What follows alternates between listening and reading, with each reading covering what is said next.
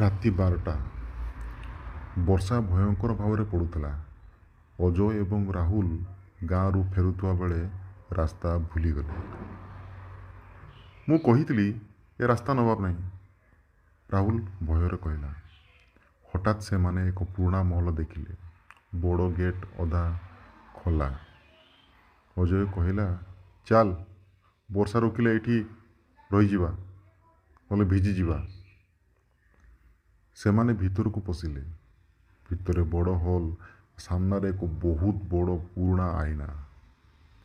ରାହୁଲ ଆଇନାକୁ ଦେଖି ହଠାତ୍ ଅଟକିଗଲା। ଅଜୟ କହିଲା, ଦେଖ। ଅଜୟ ଆଇନାକୁ ଦେଖିଲା। ଆଇନାରେ ସେମାନେ ଦୁଇଜଣ ଦେଖାଯାଉଥିଲେ, କିନ୍ତୁ ପଛରେ ଆଉ ଗୋଟେ ଛାୟା ଦଣ୍ଡମାୟନ ଥିଲା। ଅଜୟ ତୁରନ୍ତ ପଛକୁ ଘୁରିକି ଦେଖିଲା, କେହି ନାହିଁ।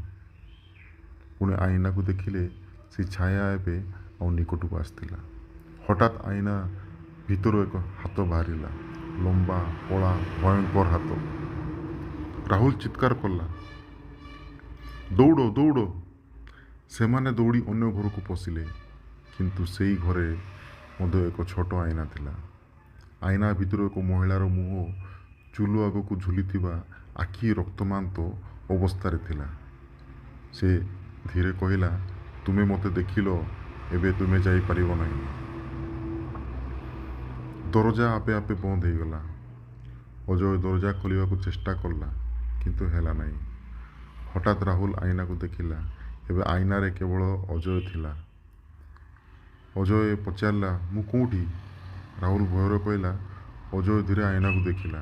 ଆଇନା ଭିତରେ ରାହୁଲ ଥିଲା, କିନ୍ତୁ ସେ ଆଇନା ଭିତରୁ ବାହାରିବାକୁ ଚେଷ୍ଟା କରୁଥିଲା।